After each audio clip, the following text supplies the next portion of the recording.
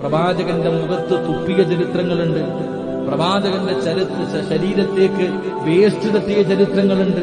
എന്റെ പ്രിയപ്പെട്ട സഹോദരങ്ങളെ, ഉമ്മാടെ നാട്ടിൽ പോയപ്പോ തെരുവ് പിള്ളാരെ കൊണ്ട് കല്ല് പറക്കി എറിഞ്ഞിട്ട് പ്രവാചകന്റെ ശരീരത്തിലൂടെ രക്തം ഇങ്ങനെ വീഴുകയാ. ഒരു മരത്തിന്റെ ചുവട്ടിൽ ഇങ്ങനെ ഇരിക്കുമ്പോഴാണ് മുഖറബുൽ അംലാഖു മലക്ക് ജിബ്രീൽ അലൈഹിസ്സലാം വന്നിട്ട് പറഞ്ഞു, നബിയെ ഒരു വാക്കു പറ, ഇവരെ മുഴുവനും ഞാൻ തകർത്തേക്കാം. അങ്ങയുടെ ശരീരം ഇത്രയും വേദനിപ്പിച്ച ഇവര് ഒരു വാക്കു പറഞ്ഞ് ഇപ്പൊ തന്നെ തീർത്തേക്കാം.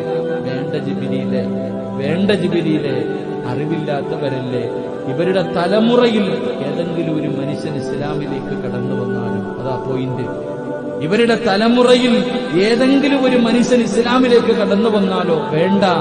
ജിബ്രീൽ അലൈഹിസ്സലാം പറഞ്ഞു, നബിയെ അങ്ങയുടെ ഒരു തുള്ളി രക്തം ഭൂമിയിൽ വീണാൽ ഞാൻ പിന്നെ അനുവാദം ചോദിക്കില്ല.